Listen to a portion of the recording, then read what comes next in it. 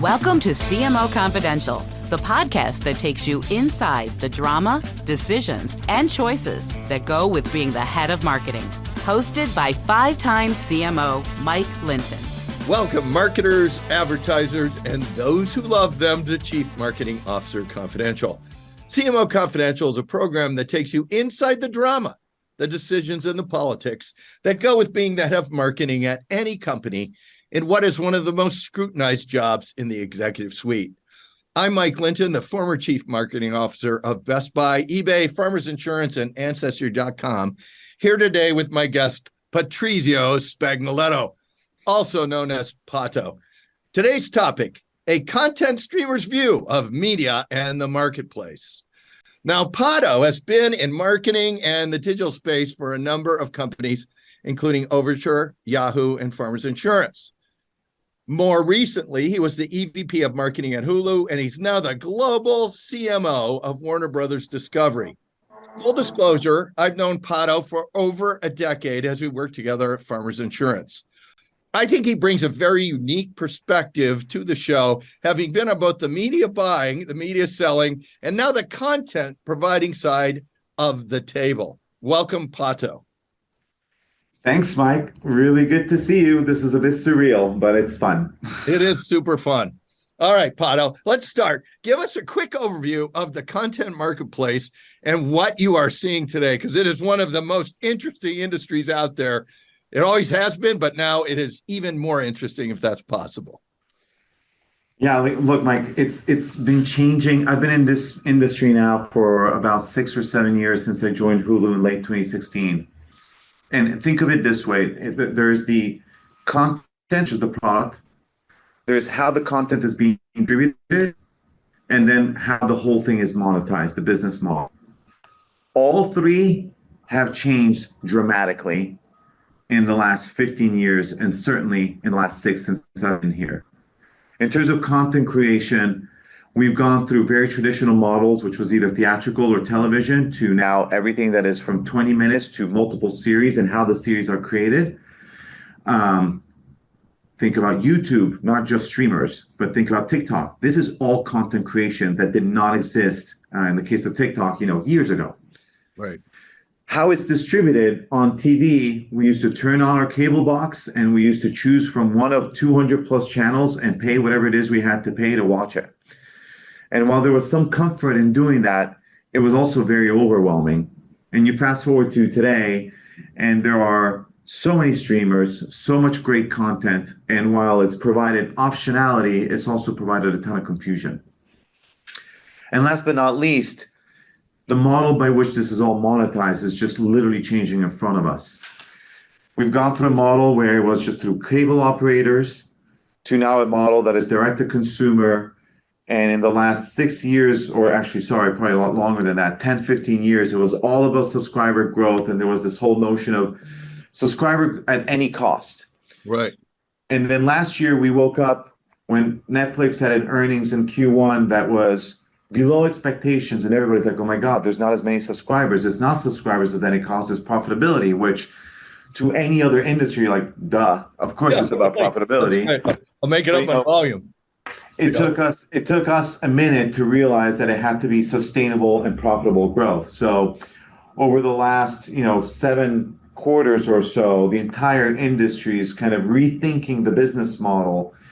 And keep in mind that companies like Warner Brothers Discovery, Disney, Paramount, Universal are in a world of the old school or traditional school, I shouldn't call it old school, as well as this new world of streaming, and balancing the two is very complicated. So that's where you find me today. And when you ask me kind of what's interesting, it's all of that. It's all of that as the backdrop on how we market the service and specific titles on a daily basis. That's a great overview. Thank you for that. And so we have everything changing, and then also we have the employees, and then the writer's strike and AI and all this stuff on top of all that changing. Write the consumer into the story here, because in the end, there's the, where all this money comes from is consumers are paying one way or another. There's all this stuff going on. Tell me what the consumer is, what you see from the consumer, and then we can talk about how companies are reacting to that. Yeah, look, the consumers have gone through their own journey in all this, right? They went from this simple world of a subscription linear TV to this explosion of not just services, but content. More content hours have been created and developed in the last 5 years than any point in the history of content creation. And it's really good content, right? Across the board.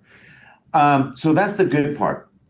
The also good part that is not sustainable was so do you want Hulu at the time $5.99 and Disney Plus at $6.99 and all these great services at very modest entry points.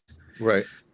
But you had all these things, and now you turn on your TV. I don't know what you have, Mike, but if it's a Roku or a Fire TV, whatever it is, and there's this like wave of streaming services, and you're like, I don't know which one's which, and I don't know, wait, that show that I really loved, is that on Netflix or is that on Max or is that and then they move in and out. Exactly. I have Roku, they move in and out, and yeah. Also, I will say a lot of the content. I know there's a lot of great content. There's an awful lot of content where you look through and you're like, there is nothing though I want to watch. So yeah, well, it's because one, you have to sift through the numerous number of apps, and two, within the app, you have to sift through all the content that is within each one of those, right? So right.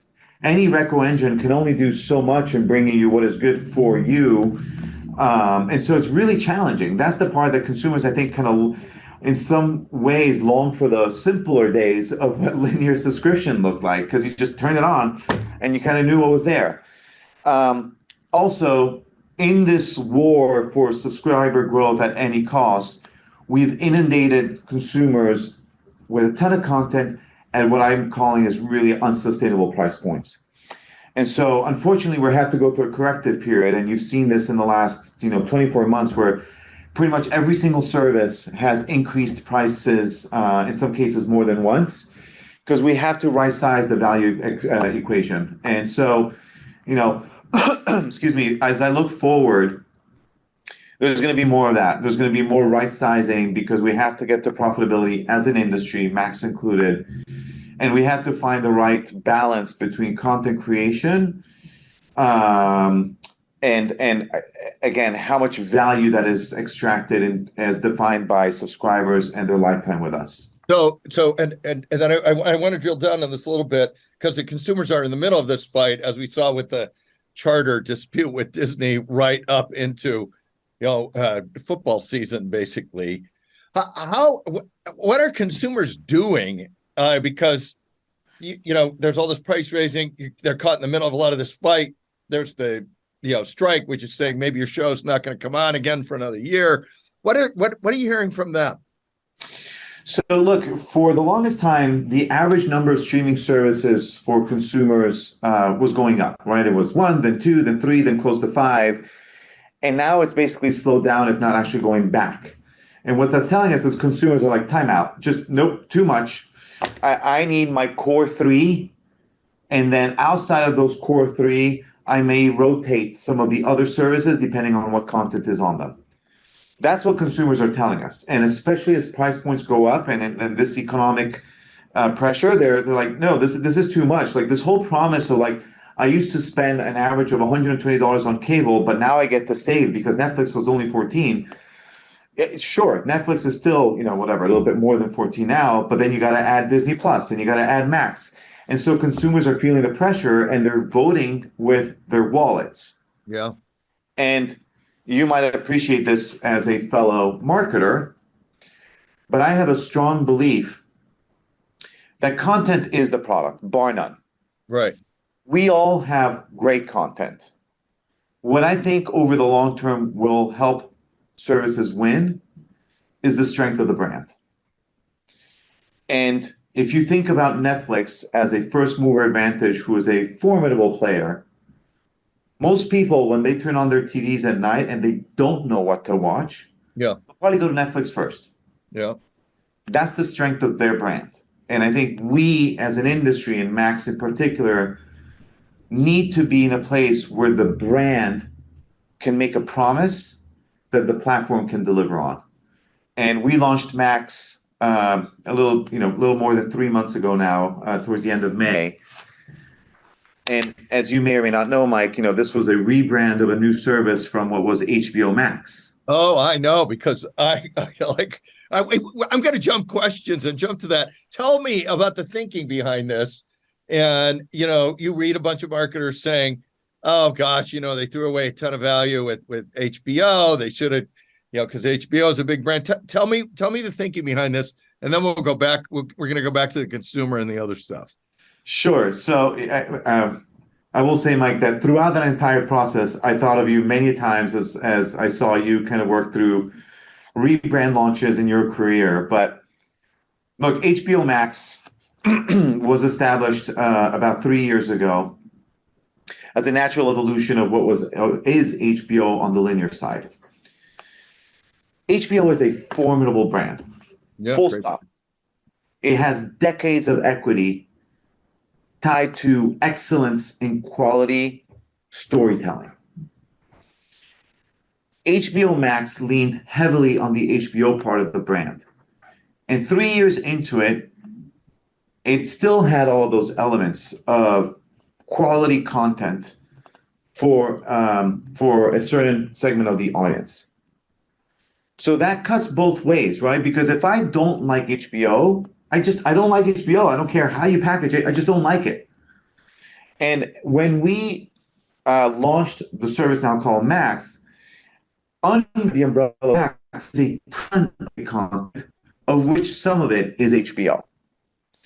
So it felt like a very meaningful opportunity to reset the overall brand to something that could encompass and include all of the great content from HBO to the Max Originals to HGTV to so on and so forth. Like, there is certain content right now in Max that is more in the reality genre, that as good as it is for the quality of that type of content, you just would never think of it as an HBO title. Right. So, I wouldn't be sticking it there with The Sopranos and Boardwalk Empire. Right. So, the show that we like to use as an example is Dr. Pimple Popper, which, it's kind of funny, kind of laid back, kind of what TV we're watching. But that is very different from what you think about when HBO. So it was ultimately a really simple decision. Do you kill HBO Max or do you kill HBO? Because if we stayed with HBO Max, the equity that HBO had would erode. And we I think, strongly believe they did the right decision. And in fact, the metrics are starting to show it, that by up-leveling the brand to Max, we not only provided that umbrella for the other content, but we are protecting and continuing to invest in HBO, because we still market individual HBO titles as such, but they can be found on Max. So there's a lot of, it's easy for me to say this to you now in retrospect, but as you can imagine, tons of research, tons of debate. It's a very considered decision when you're making something like this happen. I'm certain. And I thank you for explaining it. And also, who knew the power of Dr. Pimple Popper? Hey, so we talked about consumers. We talked a little bit about linear. Is linear just doomed? And then I want to talk about the difference between linear and streaming, and then what's streaming success look like down the road? So evolve us from today's marketplace where linear is shorter or less and less, and everyone's moving to streaming. What's it going to look like in a couple of years? And how do I think about, what's a streaming company? How do you win in streaming? So on the first question, look, there's two parts to it. There's the audience that consumes on linear, and then there's the content that is offered on linear. Yeah. From a demographic, linear subscribers age higher, right? So slightly older demographics that are very, happy with the offering, but it is aging higher. If you look lower or younger, the demographics, more and more of those are cord cutters or cord nevers, that they just never really sign up for linear. Yeah. On the content offering, fewer hours are being produced for linear vis-a-vis streaming, but there are two big things that are really, really helping protect linear: news and sports, live events, right? Live events. As long as live events continue to be predominantly on linear will continue to do well, and it'll kind of continue to have this ecosystem of other content behind it. As those pieces start to move, and some of them have, like we're seeing it now, right?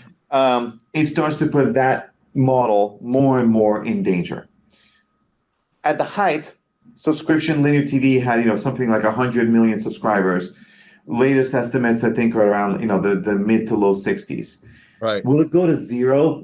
I doubt it. Certainly not in the next few years, but it is on this decline. And I think we, the consumers, the content creators, and the companies that participate in it are all keenly aware of it. And so it is about finding this delicate balance and dance of transitioning from one business model to both business models to maybe eventually it's just the streaming, but I think that is still a ways away. Because if you take sports out of this game, if linear loses sports, linear is really, news is super important, but you lose so much power. Yeah, sports, NHL, NFL, NBA have had record ratings in the last few years in terms of viewership. And it's such a keystone to linear subscription that we just need to be, we meaning both, again, the carriers, like, we have sports on some of our networks. The leagues want to maximize their audiences, so they can't just cut from one to the other. Right. The distributors have obviously a very big stake in this. It is it's a very complicated moment that is happening in our industry. And I think we're all, like, you go back to the Disney charter, was really focused around ESPN. Right. For many of us, that looked like a bit of a watershed moment, because if ESPN is, the main purveyor of sports is no longer on linear, and you have companies like Charter saying, this may not be worth it for us anymore. Right. That's a critical moment. And obviously that solved itself for now, but it's a tension that continues to live in this industry. Right. It got resolved, but it's not done. Yeah. Hey, let's move in where we're talking about consumers. You all have something you call mood states, MOOD states. Tell us about mood states and what it means and how you either program or market against it. Yeah, look, it's actually pretty simple. It's, things that us marketers like to do for our small, simple brains to make sure we're doing things right. But look, I sometimes turn on my TV on a Saturday night and I just want to watch a movie and lean in and just enjoy great storytelling. Sometimes I just put the news in the background. Sometimes I watch and binge a show. These are just different mood states. Sometimes I want to be entertained. Sometimes I just want company. Sometimes I want to be informed. Each mood comes with a different set of viewing habits. Like the watching of movies maybe once a week. News is every day for 30 minutes, right? The more I understand the various mood states of my audience, the better I can build a relationship with them and the better we can serve them the content that they're looking for. So that opens the door on whether it's creative from a branding and a marketing perspective, or merchandising in the platform, or CRM when we want people to come back. The more we know what their habits are, the better we can serve content to bring them back. Hey, can you give me a live example of this with like programming show or marketing in it? Sure, actually. We were talking about Hard Knocks, right? Great show, sports related, and coincidentally aired right before the start of the new NFL season. The more we know that people are watching that, the more we know that they have affinity towards sports, right, and that they have certain viewing habits. Because of that, as we start to think about how we enter the world of sports, it gives us a ton of insight on how to program our marketing. So aside just general awareness that certain sports will be on the platform, tune in. Do I send you a tune-in message 2 days before, 2 hours before, 20 minutes before? After you watch the game, do you need a palate cleanser on, maybe a comedy? Or are you better, or you're like, I'm all in? Depends or not, I guess, probably. Right. Or are you all in and you want to watch Hard Knocks right after that because you just cannot get enough, right? It's connecting all these dots of what we see on our platform, in this case for sports, that just helps us get it better and better. I don't want to say get it right because we don't always get it No, you right. never get it right. Yeah. But it's just getting better. And I think that's the name of the game. And it's really exciting. It's really, really exciting. The benefit of operating in a direct-to-consumer business is that we have first-party data and like this interaction of how they choose to consume our product, which is really helpful. This is super first party data too, because it's Yeah. got so much attached to it. So let's write CMOs and agencies into the story here. You sketched a great like what's going on in the business, what's going on in the consumer. Now we got all these marketers out there, like not in streaming. We got all these agencies out there. What should they be doing now, both in the US and internationally, to be reacting to what's happening here? Yeah, look, I'll start by saying that I don't know that I have the right answer, but I will tell you how I am approaching it, and hopefully it resonates with some folks out there. You and I work together, Mike, and one of the things I learned from you is that I think the best marketers are actually business people who know how to apply marketing to solve for business problems. And that could not be more true in this situation and in this industry that I happen to be in right now. Understanding the context of the industry and the business is foundational to me doing my job well, because in my role as a marketer here, we are, I say this internally in some ways, we're kind of the equivalent of a sales team because there is no sales team. Marketing in a direct-to-consumer is everything from awareness to retention and everything in between, right? So we have to make people aware of the show, of the platform. We have to bring them in. We have to convert them. We have to keep them happy. And if they choose to leave, we have to convince them to come back. It's full funnel, truly full funnel. And so understanding each of those points and the inflections and the leading indicators makes us better marketers. Long gone are the days where it's like, oh man, I have the best brand positioning and the best campaign, and I'm going to put it out there because as long as my brand awareness and familiarity is up here, everything else trickles down. Oh my God. If I wouldn't last 2 weeks if that was my approach to this current role, because again, I view myself and I am therefore viewed as accountable for the results of the business, not just the marketing metrics. So that's helpful. Let me drill down one step. So you bought ads, you've sold ads when you were at Yahoo and other places, and now you are running platforms. How should marketers be thinking about using all of the media platforms content available to deliver their brand or CRM, whatever message they want to deliver? And then there's a follow-on to that is what's the best and worst practices you're seeing out there, folks that are dealing with this? I mean, look, from a media perspective, the importance of media hasn't changed in the picture. How it's deployed is what's changed, right? Because of the foundational amount of data that is available out there and that we know about our customers, it makes us that much smarter in how we deploy media. And so in our world, that looks like the break between true brand campaigns versus title specific versus performance marketing, and the mix between the three, and how the mix yields the optimal number of gross ads and lifetime value. It sounds really simple. It is highly complicated. Way more complicated than I ever understand it. Thank God there are really smart people that do this. But if our CFO comes to me tomorrow and says, I have an extra $100, how would you deploy it and what could I get back for it? I could give them a highly confident answer on that because of this data and because of our history on how we know that the mix of all these channels work.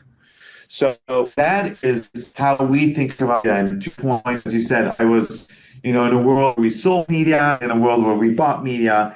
And what I learned here is that there are parts of media that are highly measurable that you can track to the last dollar. Right. There are parts of media that you can't, right? And even if we put in a media mix model that it kind of helps you feel better, as marketers, we will always have to use judgment on top of data. There is no world in which you just press a button and it's done, because what that will do, it'll start models to start optimizing themselves into a corner. And we just can't afford to do that because things are changing way too fast. I agree with this, but there's been a whole bunch of companies, particularly in the revaluation, and we're having a recession. No, we're not in a recession. That basically step massively away from their brand. They're I can't measure it media. Is that going to be a negative to them, or do you have any advice for them on what they should be doing, or how do you even think about that? Yeah, I mean, look, for us, it's fairly scientific. We can prove, like literally over time, that the right media mix between brand and performance drives multiple subscriber growth. If we over-index in only lower funnel in demand capture, it is short-lived, and we will pay the price. Yeah, the top of the funnel doesn't fill up. Honestly, this whole like upper funnel, lower funnel is such a misnomer. All media is intended to result. Just that some of it is planting seeds and some of it is reaping seeds, and you can do both. And thankfully, through the science and the discipline and the relationship that we've built with our CFO, there is not the don't spend it here. There is the here's the $100. You go spend it the best way to get results for the company. And I think that is the optimal result, which has taken us a while. And I give a ton of credit to our CFO and the team to have built that relationship where it's less about the don't spend here, spend there. Right. And it's more about the where's the return. That's good balance between the top and the bottom of the funnel. Because yes, the whole funnel can't. If you just harvest, you just would. We could hardly need any media. You could just harvest, but sadly, it doesn't work that way. So yeah. So before I get to the last question, because we're going to run out of time, and this has been, I think, super helpful. What are you watching now that you want to tell our viewers about? Oh man, I am watching a lot. Well, actually, no, that's a lie. I was watching a lot, and then work got in the way. So work takes such a big chunk out of your day, doesn't it? It's really considerate. Yeah. Look, I watched a lot of the shows, obviously, on Max because I am incentivized to do them so I can be better marketing. But I'll be proud. And just like that, season 2 was a great light show. I really loved The Last of Us. I think it was just a great story. Great story. Succession, the last season, was also really great. So there's a lot of great shows. I watch stuff. I am watching Better Call Saul, which was that is just a fantastic spinoff of Breaking Bad. I'm really enjoying it. And so look, I try and keep it balanced. I happen to believe that the shows on Max are really good, but I am also open and enjoying shows on other platforms as well. So thank you. Okay, last question, and it's a two-parter. You can take both or one, but you have to take one. Practical advice to our listeners we haven't talked about, and or the funniest story you can share with our listeners. You can take both of those or one. It's up to you. I'll start with the second and then go to the first. Okay. So I had a manager a few years ago, Mr. Linton, where you may or may not remember this, but we were preparing for some meeting. I don't know, it was some big meeting. And I think it was my first meeting since I joined your team. And we were going through some of the slides, and I think I got to slide 2, and you're like, stop. I'm like, what? You're like, stand up. I'm like, why? It's just you and I. He's like, just stand up. I'm like, what? Like, who is this guy? So you had me stand up and present as if I was presenting in the meeting. I'm like, okay, but this is not it. You're like, just do it. And we went through that like 4 times, and you're like, stop. Nope. You're getting lost in the details. Nope. Stop. You lost your audience here. And while that was a highly uncomfortable experience, as you can imagine, it stuck with me because it really taught me how to be concise and how to make sure that in a limited time with an audience that may or may not be captive, that I capture them with what it is that I need to get through to them. And so I brought that with me many times, and I've put other people in that uncomfortable situation. So courtesy of you.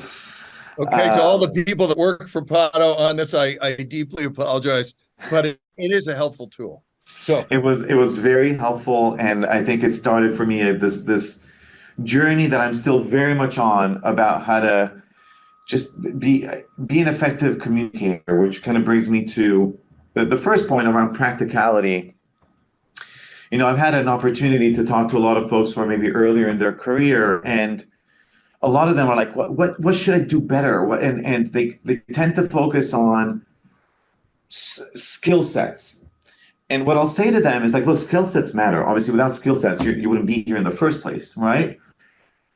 But if you don't have the right energy, the right optimism, the right curiosity, the right communication, like the softer skills, the further up you go, at least what I've turned to learn for myself, is that it's less about kind of knowing paid search or CRM, and it's more about creating a story and a narrative that first and foremost you deeply, deeply believe in, and then can have other people participate in that energy and in that conviction. I think the more we can do that as marketers, because look, at the end of the day, we are storytellers. Those stories have to start inside these walls, and they have to start with our teams, because that's how a movement starts. It's with people who collectively believe in the same thing. And I've always appreciated leaders like yourself and others who have had energy well beyond the daily activities into a mission that will live well after we leave these companies. And to me, that's always been something that I've been inspired by, and I try to live up to. So for marketers who are maybe kind of more mid-level, I would say, the more inspired you are, the more inspiring you can be. And I think that's a great thing for us. Well, Pato, thank you for the kind words. And I think that's a great way to end the show. Thanks for being on the show. And thanks everyone for listening to CMO Confidential. Look for our other shows on Evergreen, Spotify, Apple, and YouTube, which include Protecting Your Business Integrity, advice from a chief legal and ethics officer. A leading business thinker and futurist talks about what's next. A 360-day look at the CMO interview. And why is B2B marketing so bad and what to do about it? Hey, all you marketers, stay safe out there. This is Mike Linton signing off for CMO Confidential. Today's episode of CMO Confidential is brought to you by CMOcoaches.com. Are you a current or aspiring chief marketing officer looking to take your career to the next level? You should work with a CMO coach. CMO coaches are former CMOs who are nationally certified coaches. So whether you want to improve your leadership skills, develop your team, or drive better business results, we have the experience and expertise to help you succeed. To learn more, visit us at CMOcoaches.com.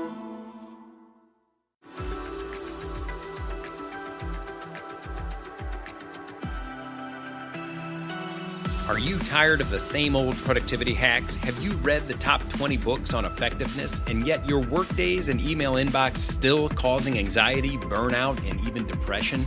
Ready to learn the latest in brain-based modalities, techniques, and technologies to optimize your success and well-being? Welcome to the Focus to Evolve podcast, where we'll illuminate your path to spacious productivity and balanced thriving. Each week, we dive into deeply insightful and immediately impactful methods to help you become highly effective while promoting health, profitability, and well-being. Say goodbye to the trance of busyness and hello to your highest potential. It's time to discover a new way of accelerating your mission, growth, and purpose. Join us on the Focus to Evolve podcast and get ready to live your most joyful, productive, and fulfilling life. Hi, my name is Sarah, and I want to tell you about my podcast called Can I Offer You Some Feedback? I'm a business consultant and executive coach with over 20 years experience in change management, leadership development, and naturally providing feedback to high performers. My podcast is for those of you who have a complicated relationship with feedback, whether giving, receiving, avoiding, or seeking. Feedback is essential for our development. In each episode, you'll hear from real people across industries with their ideas, perspectives, and best practices on feedback. I'll also be sharing business bites with you, simple explanations of organizational tools, management techniques, and leadership philosophies that will help you and your businesses thrive. You can listen to Can I Offer You Some Feedback on your favorite podcast app or learn more at evergreenpodcasts.com.